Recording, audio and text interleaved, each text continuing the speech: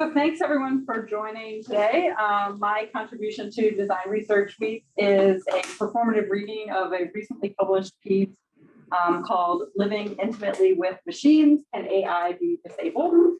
My name is Laura Forlano. I'm a professor at the College of Art, Media, and Design as of January of this year, so fairly new to the community. Auto mode disabled by user, read the medical chart. The smart system had been turned off from midnight to noon the following day, an act of disobedience by the user, me, in order to get a few hours of sleep.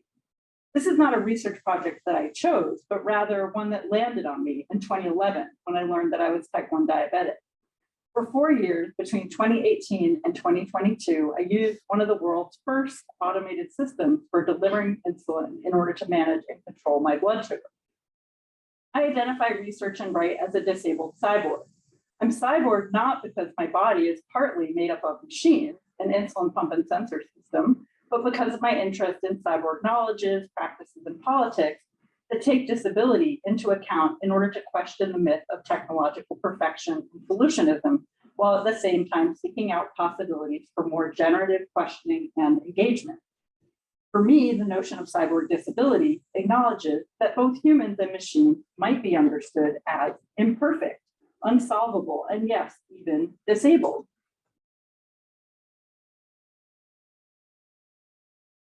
Perhaps it's not so unusual to talk about computational technologies as disabled. As this example illustrates, it's a common colloquial and technical expression when talking about computing. For example, your account has been disabled. But we rarely understand disability to be a property of both humans and machines. Rua Mae Williams and her co-authors write that CRIP HCI recognizes the researcher as situated and articulated within socio-technical meta-context of society, scholarship, research, and design inquiry and practice. Here, disability can be understood as a means of rupture, disturbing existing knowledge practices and disciplinary norms. Disabled scholars committed to a CRIP understanding of disability argue that it's not a lack of something, a normative body or an accessible society, but rather an expansion of what it means to be human, unmaking and remaking existing ideas about humanity, while at the same time opening up generative possibilities for intervention, change, and action.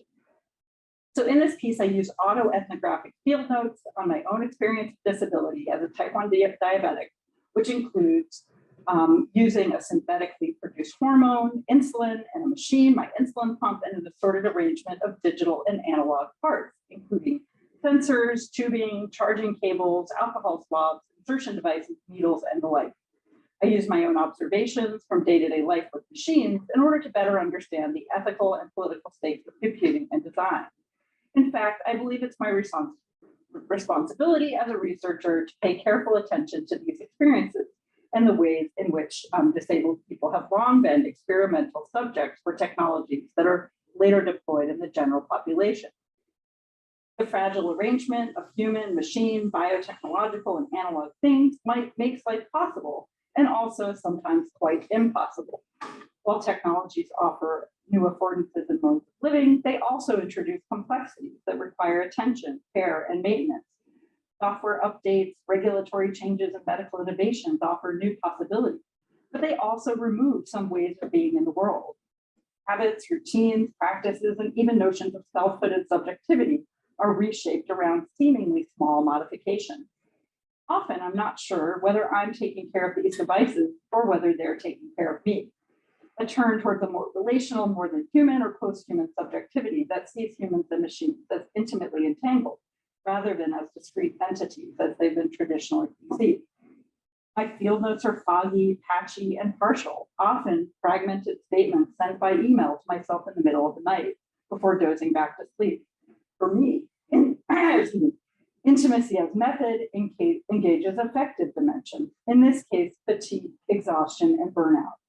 By the glow of the iPhone, they hint at possible vignettes that can be copied into Scrivener and brought to life the following day when the sun is shining through the heavy red curtains in the living room. But while personal in nature, they're not meant to be confessional. As the author and researcher, I can decide what details to share and which to hide. My purpose is not to eliminate my own life per se, but rather what it means to live with machines. when your life truly hangs in the balance. So now I'm going to read a series of 3 vignettes. Part 1, 2018, planned and situated algorithmic action. In 2013, before I adopted an insulin pump and sensor system, I often woke in the night, drenched in sweat and nearly too weak to get out of bed to get a 15-ounce glass of orange juice from the refrigerator in the kitchen a few steps away, or even to reach for chalky glucose tablets sitting on the nightstand. I often went to sleep hoping that I'd wake up in the morning and not fall into a diabetic coma. While teaching my classes, my face would go numb. While walking down the street, I would suddenly not be able to feel my legs. While the fear of frequent severe lows is a thing of the past in my case, from 2018 to 2022, due to the need to calibrate the sensor system in order to ensure the continued operation and accuracy of the insulin pump, I was not able to sleep through the night more than a few times a week. It's almost ironic that the system that has nearly eliminated the frequent episodes of extreme low blood sugar that woke me in the middle of the night almost a decade ago has enforced another form of sleep interruption and deprivation. But this one feeds data to the algorithm rather than sugar to the body. With this smart system, frequent sleep interruption was such a common occurrence that I was convinced that I was sleeping like a sensor in shorter patterns that mimic the system. And in short, with long-term sleep deprivation leading to anxiety, irritability, and depression, I often believe that the AI system that's keeping me alive is also ruining my life. Now I'm going to move to the second vignette. This is what it means to calibrate the sensor. You prick your finger and feed that blood into the meter, and then the meter sends it to the sensor and the pump. Oops, not on that one. Okay, so part 2, 2021. A disabled cyborg is nothing without the right parts. One morning in early December, on the final day of the semester, I got a low battery alert. It was 11:45 a.m. and I needed to eat lunch before heading to campus to teach that afternoon at 2 p.m. I unscrewed the battery cap with a coin, a quarter to be exact. I popped the new battery in and screwed the battery cap back on, but the pump did not recognize the battery and the screen did not illuminate. I glanced at the small table in the corner of the room where I'd placed the pump, and I saw a small copper-colored metal piece of the shape of a plus sign with little grooves and bumps. The piece had fallen off the cap. My heart was pounding. I was very stressed and afraid in an existential way. I called the company's tech support, but the soonest they could deliver a new battery cap was the following day. I considered possible fixes for the broken cap. I went to buy some super glue at the nearest CVS located within a Target store. I sat on a bench in the pharmacy, carefully dropping a dab of glue onto the battery cap and trying to fix the metal piece. Once it dried, I screwed it back on. Still, this made no difference. My phone rang. It was the local diabetes educator. He'd remembered my name from the original training 3 years before. He had a few extra battery caps. He could drop one off that afternoon. At 2:45 p.m., he met me at the pharmacy and I bought a new package of batteries and inserted them into the pump along with the new battery cap. Ta-da, the screen illuminated. I reconnected my pump to my body. In 7 years, this was the longest I had been disconnected from the pump. My heart started beating more slowly. I zipped up my coat and headed over to a restaurant for lunch. As I was walking westward away from the pharmacy, I felt a familiar buzzing under my coat.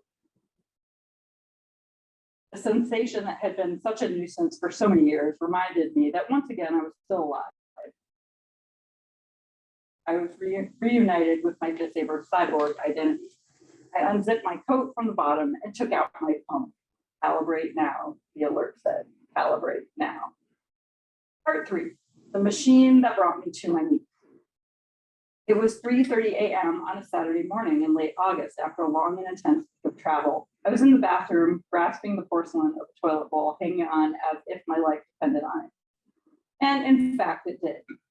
I had awoken with dangerously high blood sugar. I thought it was strange. I hadn't eaten much the day before because I was worried that I would run out of insulin before getting back home to New York. About 30 minutes before I got home on a delayed A train, my pump started its characteristic buzzing and beeping. Its only means of communication with me, its human being. As soon as I arrived, sweaty and tired, I changed the cartridge of insulin in the pump and tubing that was attached to my stomach. Facing a refrigerator that was nearly empty after 4 weeks of travel, I went straight to bed without dinner, too tired to make any additional effort. At 4 a.m., I drank some water, ate some crackers, and went back to bed, administering insulin with the pump every 30 minutes and monitoring its effect on my blood glucose. I felt nervous again. I felt nauseous again and ran to the bathroom. At 5 a.m., I hypothesized that I wasn't getting any insulin at all, so I changed the tubing. At 7:30 a.m., there was still no change. My husband went for a haircut. At 8:15, I texted that the numbers were finally coming down. I fell fast asleep at 9 a.m. Later that day, I removed the original site. Sure enough, the small tube that delivers insulin had bent and slid right under the adhesive tape and never entered my skin. The humidity in the apartment had prevented the adhesive from sticking properly. I've been without insulin for nearly 12 hours for the first time in 10 years.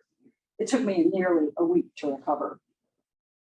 So in considering my technologies as well as myself as disabled, I see failure rather than perfection as the default setting.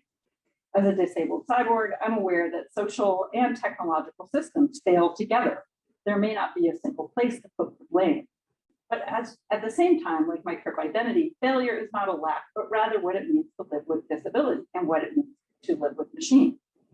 And so my experiences as a disabled cyborg have prompted the following series of what if questions. What if I redesign myself or my life? What if I design new interfaces like fashions or coverings? What if I use my data to create art objects like sculptures, visualizations, or music? What if disabled people design their own technologies? What if I participate in new communities or social structures? What if I create new infrastructure? So in 2015, my worries about going to the beach with a disabled cyborg body led me to reach out to Sky Cubba of Rebirth Garments, a fashion designer that creates queer crip garments with disabled people, in order to design a custom-made bathing suit that accommodates my insulin pump. And this piece allowed me to think a little bit more about the invisibility of diabetes as a disease in tandem with the visibility of machines that I use to control my blood sugar. And continuing with these creative modes of experimentation, since 2020, I've been collaborating with interdisciplinary visual artist Sarah Barrio on a series of robotic sculptures that use data from my first pump, the one that kept me awake in the middle of the night for 4 years between 2018 and 2022. And when I visited Barrio's studio in December 2020, I was struck by the ways in which the choice of materials, cement, spandex, and rubber, suggested an alternative narrative about computing, in contrast to the shiny metal and glass of the latest line of mobile phones, tablets, and computers. I could visualize the scholarly citations that might support such a line of questioning. So in 2019, I spent the month of July transcribing the alert and alarm data on a daily basis in order to better understand the patterns. And here's one example of a day when I received over one alarm per hour. Day 27, July 27th, 12:31 a.m., low reservoir. 5:56 a.m., calibrate now. 7:01 a.m., calibrate now. 8:06 a.m., calibrate now. 8:31 a.m., change sensor. 1:05 p.m., low reservoir. 2:27 p.m., lost sensor signal. 2:43 p.m., possible signal interference.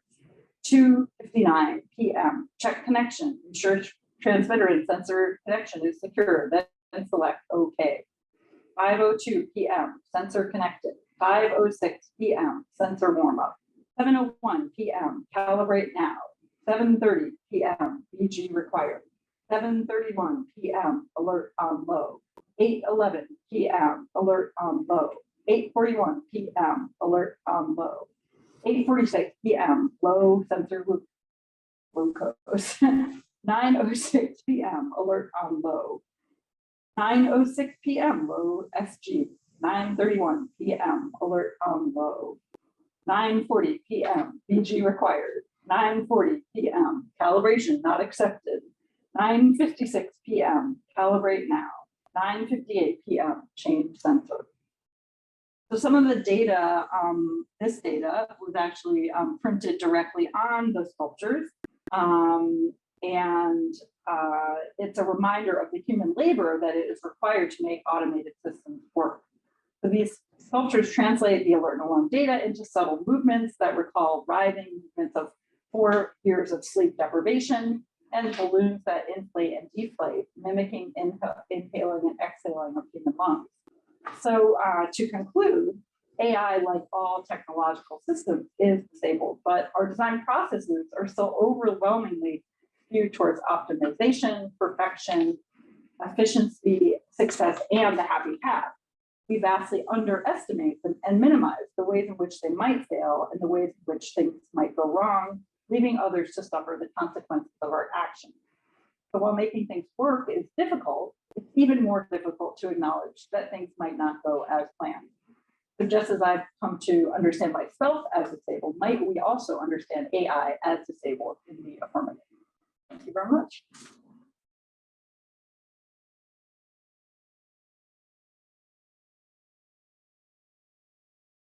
Happy to take questions. The published piece has some additional like theory and filling in parts, but that's sort of the essence of it that I wanted to share with you today.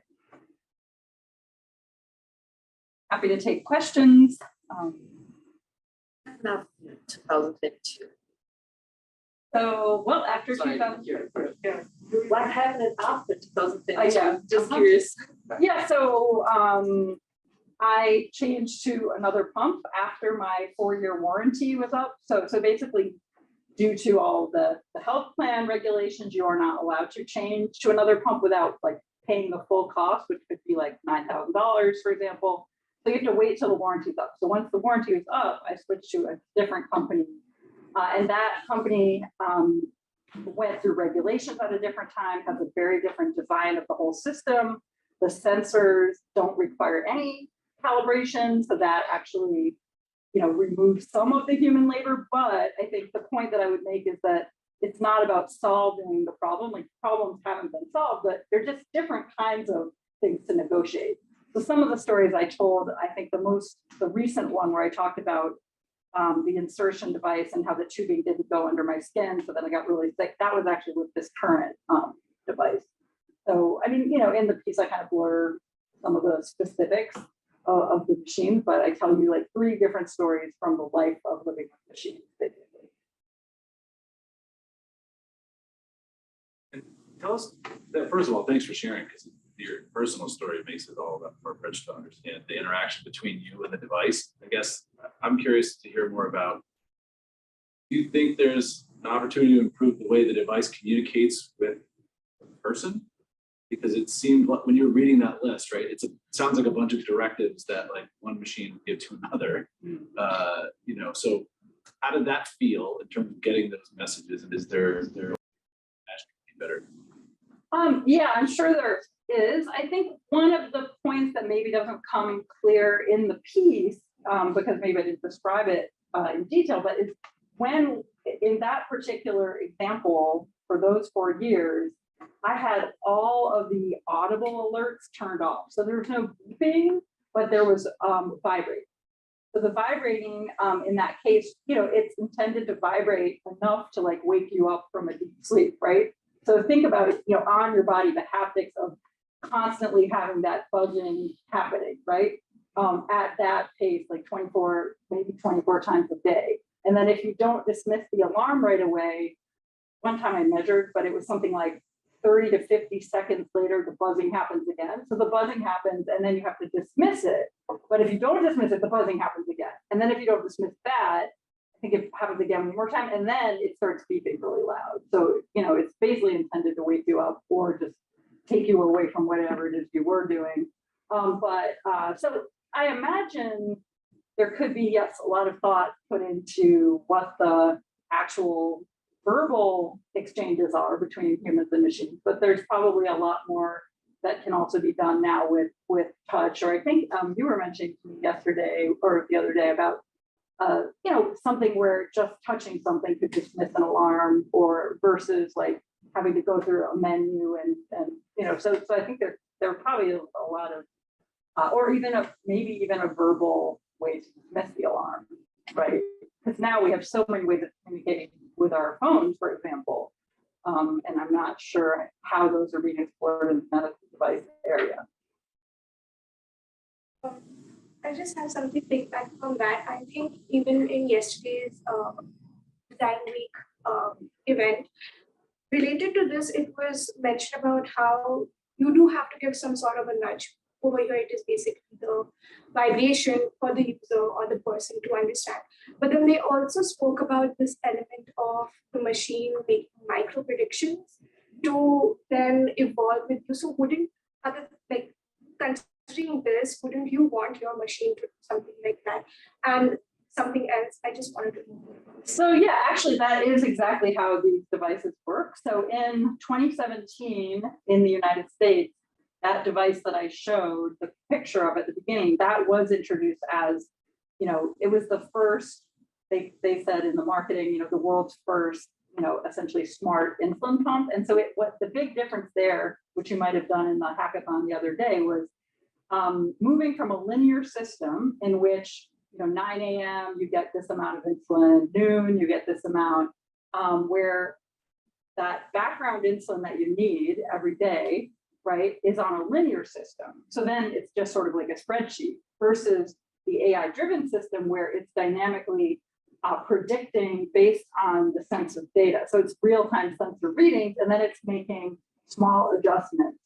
So it's actually, that is the system that I'm talking about. And I think we could say that there's many different companies, many different devices, and some of the companies, of course, own their own sensor systems, and others work with other companies, right? And so one of the features of the system that I talked about was that the company owned their own sensor system, and if you talk to type 1 diabetics who use the system, or even doctors, it's widely agreed that for several decades that company's sensor system was seen not to be as high quality as the other company's system, right? So that's one thing. It's like the company wants to, of course, control all parts because then they get all the data, and then they can control the rollout of the whole system.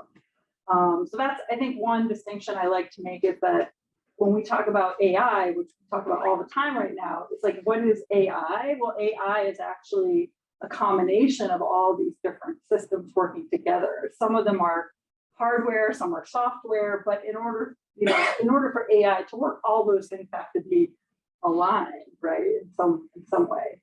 But yet there are different configurations. Like some companies, they found that it's better for them to focus on the device or the interface and then just partner with another company, right? So that creates a different design. And I think importantly also the legal, one of the reasons that the system that I talked about worked in the way it was is because legally speaking, the company doesn't want to be liable if you die, right? So they have to keep the human in the loop. And so whenever the sensor is kind of unsure, or the algorithm is kind of unsure whether it's got the right reading, because it might be seeing variations in your blood sugar that are wider than whatever the bands are set in the system, right? Then it's saying, oh, human, can you check for me? I'm not quite sure if I have the right read. So that's why the human is kept in the loop. But many, tens of thousands of people share the same experience that I had. But then there are also people that didn't have that experience and said, no, it works perfectly for me. So then the question is, and I don't know enough about what goes on behind the scenes, but then the question is, so how are those bands being set, and which kinds of people tend to seem to, for it works really well for, and then which does it not work well for? This could have to do with race, gender, these are kind of typical discussions we have right around algorithmic bias and systems that work better for certain people than others because they were part of the training data, things like that. So if it's working properly, like you mentioned, the smart pump gets smarter over time, right, from the data that it's getting, but yours didn't. Is that kind of the didn't get better at what it was supposed to be doing? I was told that, and this would maybe require a bit more knowledge on the inside from a medical device side, is I was told that the system kind of resets every week, that particular system. The software kind of resets every week. And so, yeah, every week, I don't think it's correct to say that, like, if you use it for a year, it gets that much better at understanding your patterns, right? And the other thing is that think about your own day-to-day activities. Like, exercise, eating. I mean, they're quite varied in any case. Yeah. So the idea that a system could really ever predict that very well, I think is a little bit suspicious. But yes, like in the short term, in terms of trying to understand your general like day-to-day patterns for a week, okay, maybe that's possible. But most computer scientists I talk to who also use these devices have said that they don't really think that the AI part of the system in terms of like those dynamic adjustments in their impression don't do a whole lot. They're very, very minor adjustments. They're not like radical adjustments, right? So they're small, like curving out and smoothing out like the numbers, let's say, think about it that way. Yeah, but This is maybe to why, your previous point of them being conservative around, like, they don't want the machine to just start trying things out. They're kind of keeping you in the loop, and because it has to do with your well-being, right, right. potentially dangerous way. And that's why I was curious, is like, in some instances, like for example, Spotify or something like that, the more it sees you listen to music and the likes and dislikes, it gets to a point where it really starts to know you. Mhm. And I don't know what the progression is there, but I was curious do you see that as the goal of the smart pump? Is if it was working well, it would learn to a point where it smooths things out to a noticeable level? Or... I mean, I think that it does smooth things out to a noticeable level, but the idea that it would get better and better over time, like from year 1 to year 5 or something like that, I don't think is really particularly correct. And so that's why I think the argument about trying to understand how things don't work is just as useful to understand what makes them work. I think the ultimate goal, and the way that, I mean, you can see this from various perspectives. I mean, so when I switched to this other system, one of the features with that system is that my data is being provided 24/7 to that company via their app. So that's where I think the value for these companies is amassing huge amount of data sets. So they want you to be connected 24/7 and they want you to use their app. Now, of course, the computer scientists I know in this who are also users, they're like, oh no, I made my own app, I hacked it to do this. And so there is a lot of that going on. And in fact, these systems may not even have existed if it hadn't been for those more DIY initiatives. Actually, we're doing all of those, what they call this closed loop systems. They were experimenting like well before the commercial availability, right? So it sounds like so if we accept that that these systems are imperfect, and that we kind of reject the idea that these are optimized and AI systems that are and then we also accept that we're keeping the human in the loop. These people are by nature have disabilities and might be making impaired judgments at times when they need to be providing input to help guide this technology. So we accept that both parts of the system are to some extent disabled. And how do we design better systems given that experience? Yeah. Those assumptions.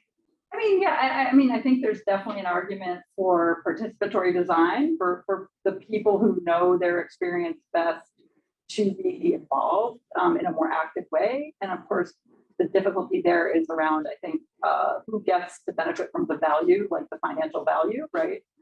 And so there are, lots of active communities involved in discussing these things, DIY versions and all sorts of things. So, but I think there's definitely an argument for including the people who are most impacted in the design processes.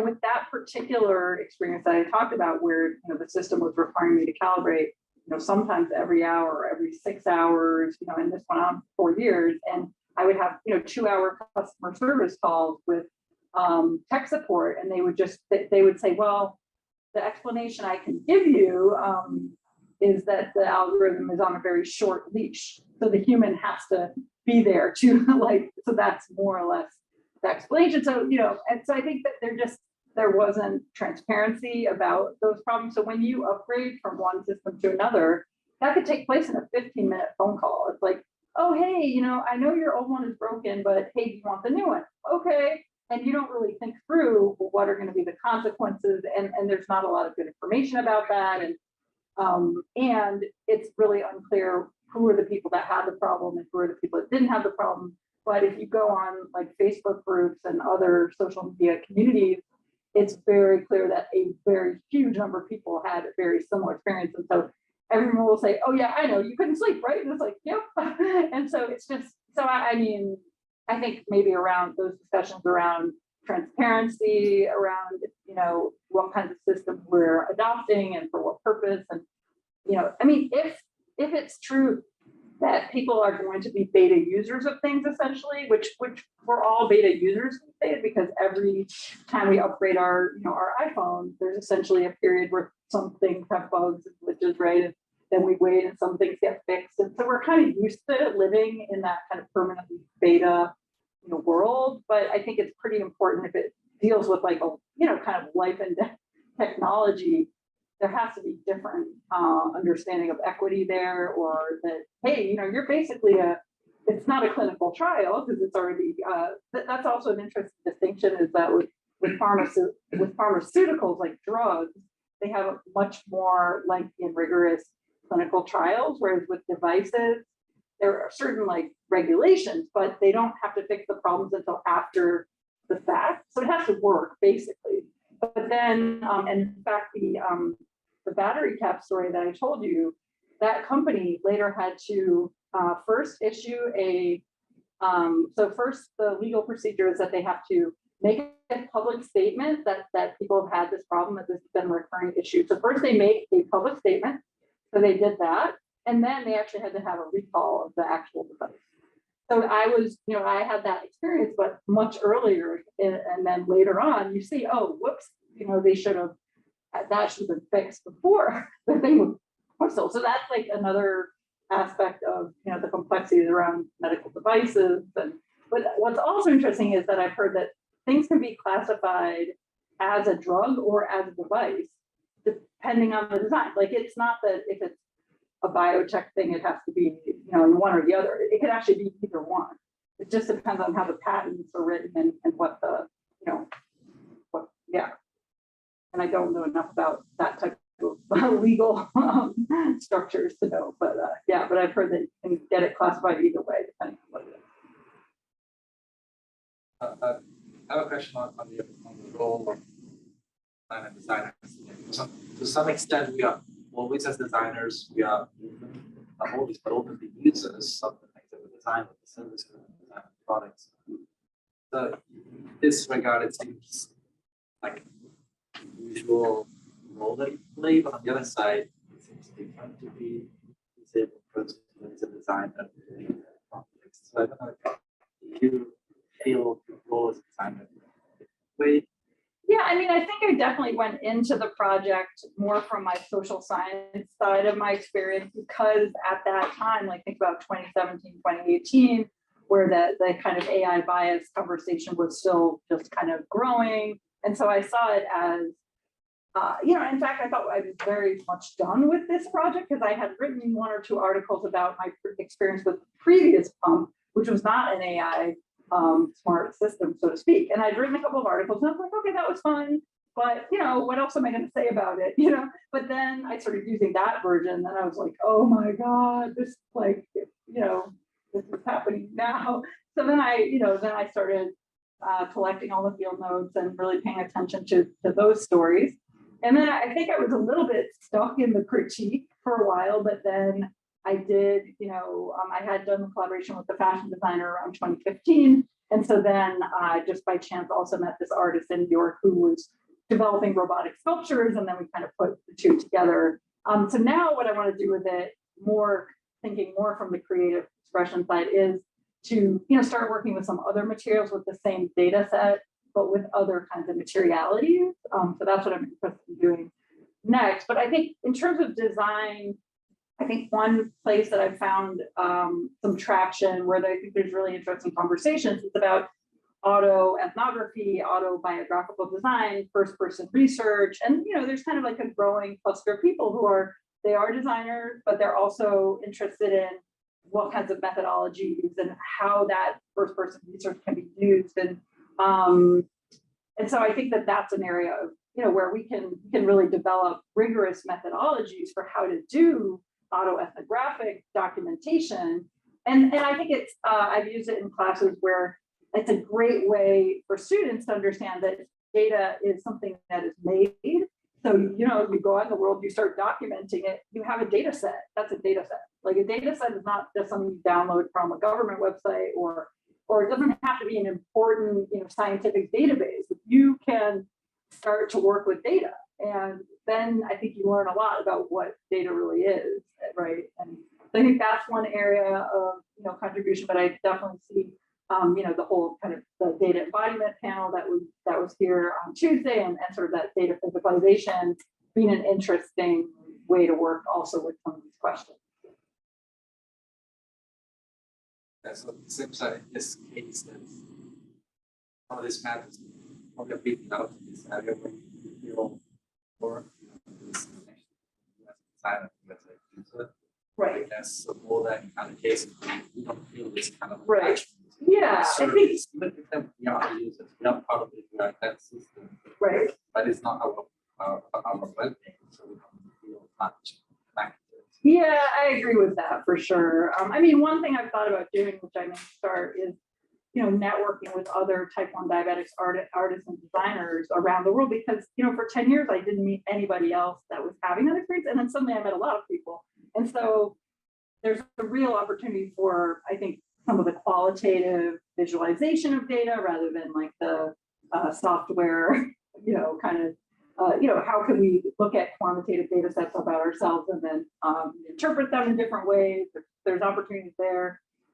There's also activism, like the insulin for all. So there's a lot of interesting, I guess that's why I include the what if question, because it was like, okay, now that I've done this, what is the next step going to be for me in this project, right? Is to, now I can embrace more the designerly side, because I feel like the critical arguments, I think it's a somewhat unusual case that, often with the AI bias conversations, like the same examples are being brought up over and over, but these kind of more hidden or stranger examples are not as prevalent. So that part of telling that story is important. But I do think, yes, also the computational aspect is a bit harder for me to access, as a designer that doesn't, isn't a coder, for example. So there's an element of more sociological field work that can be done to learn more about that. But then there's a more designerly element of, okay, now how do we, create new kinds of objects that allow us to gain insight to that knowledge, for example. There's a question from one of our online participants. Okay. Wondering if you have any thoughts on the recent proposed rule to amend the clear requirement of the FDA regulation around medical devices. I missed one word. Sorry. If I can also. Could you just restate the second part of the question? The QA requirements. Yeah, QA requirement of the Okay. FDA regulation around medical devices. I don't actually know about that at all. Thank you, Nicole. Great to see you here.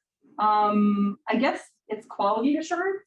I don't know a lot about, no, I haven't been involved in that side of things. But I mean, again, that would be an area where I think there could be some great opportunities to network with legal scholars about who follow those things. So yeah, I mean, it's interesting because health is never something I was intending to investigate at all. I came into it more through tech. So now it's like, oh, now there are all these, complicated parts, like the medical side of things, the health side. So yeah, that's. Yeah. So discussion around AI, like new systems, it's talking about AI first. So rather than implementing it into these existing systems, you start to build around an AI. And so the life cycle then becomes something circular and continuous rather than the starting of the life and the end of the life. So in that, I guess in that sense, the AI would become a partner or something like that. Yeah. So how would you, especially like something that's in as a part of you, Yeah. like how do you Yeah. conceptualize that, and what do you want from an Yeah. AI to be? Yeah, I mean, I think what's interesting is that disabled people who use a variety of different kinds of medical technologies, whether it's like a prosthetic, a hearing aid would be the classic example that's been studied quite a lot in STS, for example. But I think disabled people are quite open to reconceptualizing themselves as kind of, this kind of disabled cyborg or this post-human identity, because we understand how integral it is to our self. So there was a time when I used to, take off my insulin pump and leave it on the table and go jogging, but so I was like decoupling myself from it, but I still like, if I leave the house and I might have forgotten it, I go like immediately like this, you know what I mean? Like but of course I didn't forget it because I need it to live. But it's that type of subjectivity where you really are very aware of how much it is integrated into your life. So I think in terms of very open to, yes, like technology is a collaborator. It is a cohabitation with this technology. So I think I try not to, let's see, it's hard because whenever we use these terms like being dehumanized by a system, so we don't want to be dehumanized by a system. So we want to have it as an expansion of our humanity.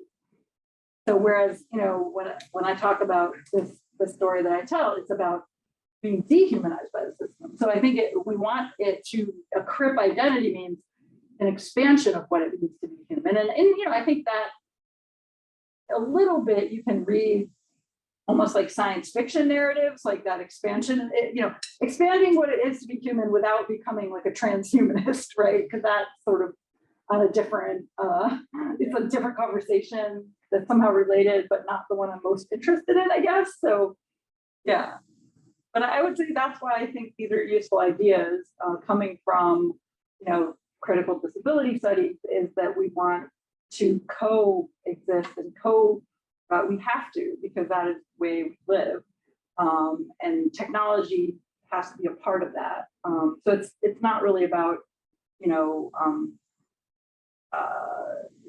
it's not about refusing the technology, because whereas in some conversations, like around predictive policing, it might be about refusing the technology. But in this case, it is about collaboration, cohabitation. And so I think that argument is, it's being written about more and more. And so we have to create what are the right concepts and then what are the right methodologies that can get us there.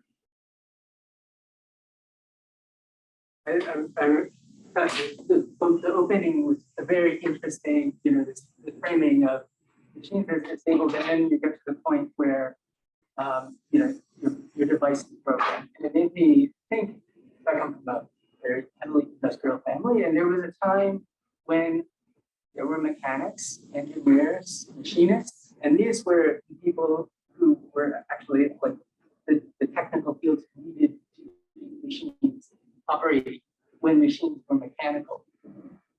So I think a lot of, like, if you had bought a car in the 60s, your car, it would break. It was disabled when it was new. But then I bought a motorcycle from a curmudgeon, an old guy who was a expert in race tuning, and he made a distinction between machines and appliances. And in doing this, he was of course disparaging the modern technology of fuel injection, which he didn't like.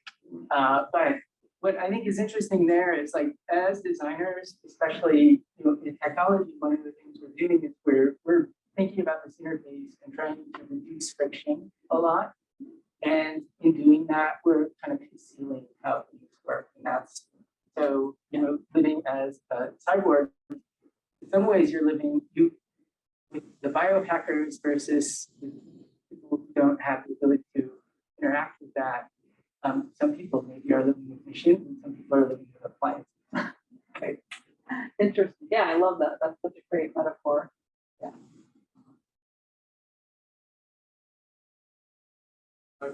How do you feel about your take? So personal to useful. So with your act, you share that, but very comfortable we share with the company, or probably be comfortable we share with other Right. patients would be comfortable.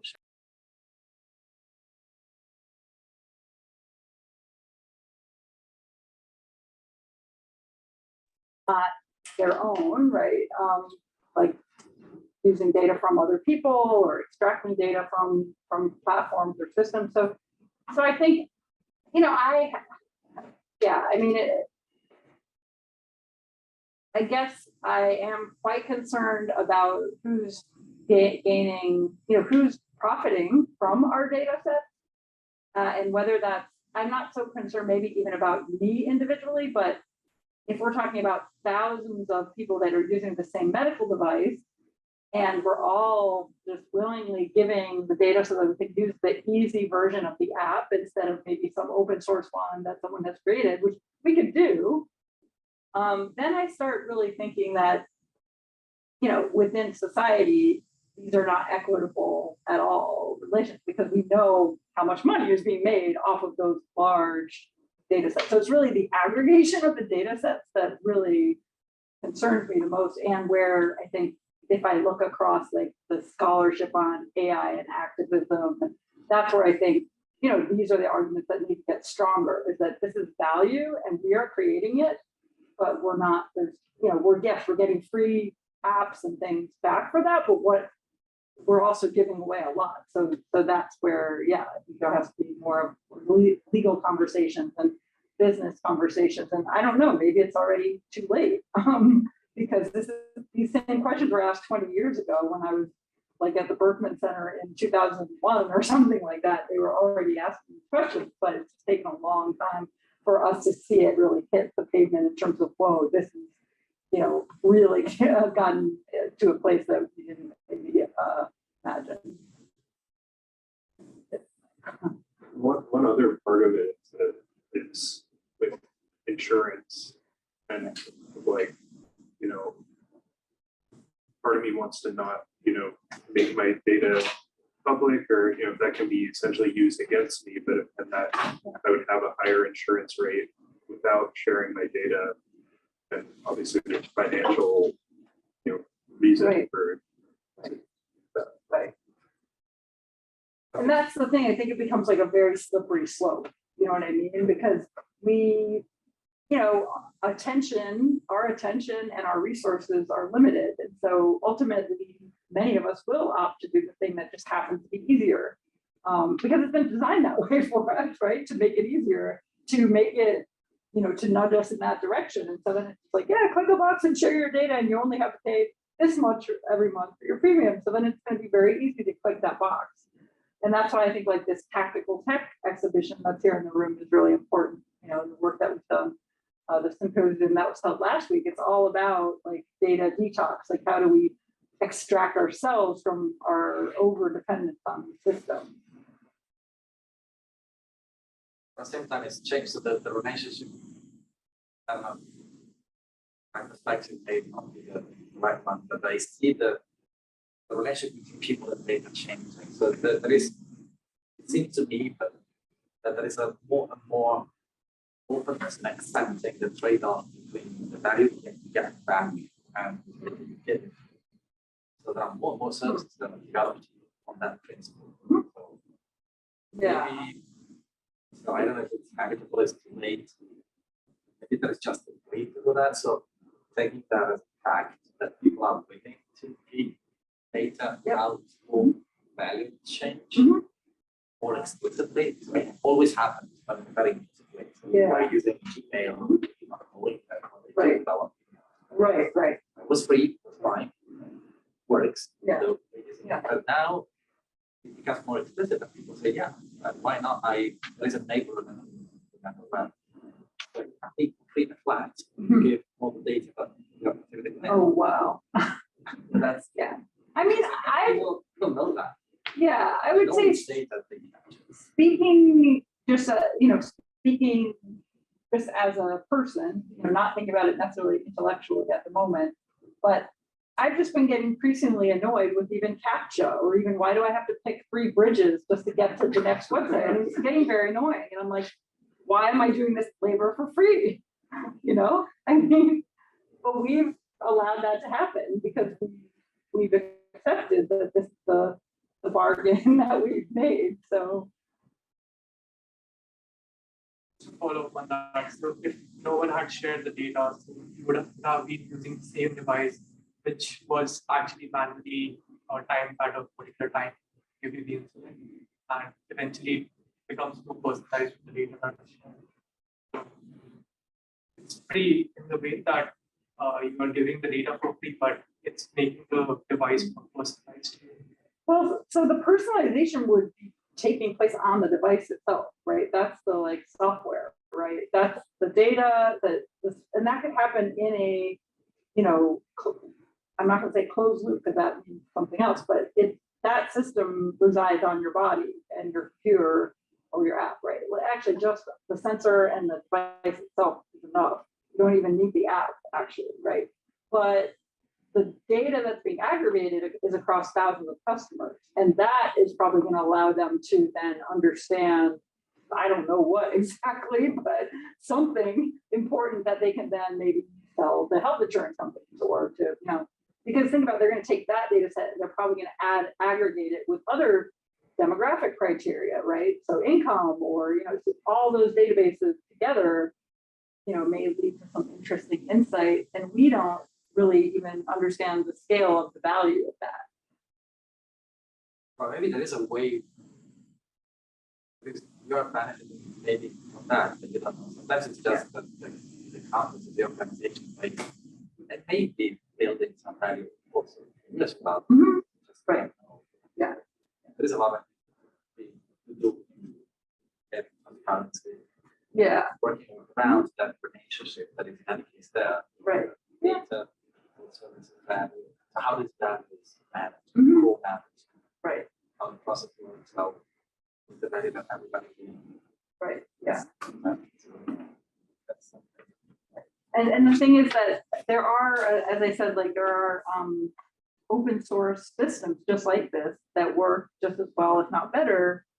But if you use one of them, your doctor can refuse service because then if you die, it's really like who should we blame, and the doctor doesn't want to be involved. So that's another aspect that I think in terms of thinking about questions around interoperability, like which devices should connect, and also, but these legal liability questions are huge as well. You see kind of what, like I see the concept of autoethnography and the idea of this liability and providing feedback to the company and having channels for them to report on that. Is there a way to bridge those things to simultaneously to accomplish that, and kind of increase visibility of these issues while providing more feedback and kind of reducing the stigma at the same time? Is there a way to kind of make this process of collecting that data on an individual level more systematic to kind of lower the barrier of entry to do that? You mean to in order to collaborate directly with the companies or in order to create alternative systems, or either way? Yeah, I mean, like, is there a way to, thinking like, could you create a system to make it easier for people to log their, their experience with these devices and kind of have that, be required to be incorporated or make that data more available. So, issues like you don't need to be in a Facebook group where you don't need to, stumble upon this information. But at the same time, that information would kind of,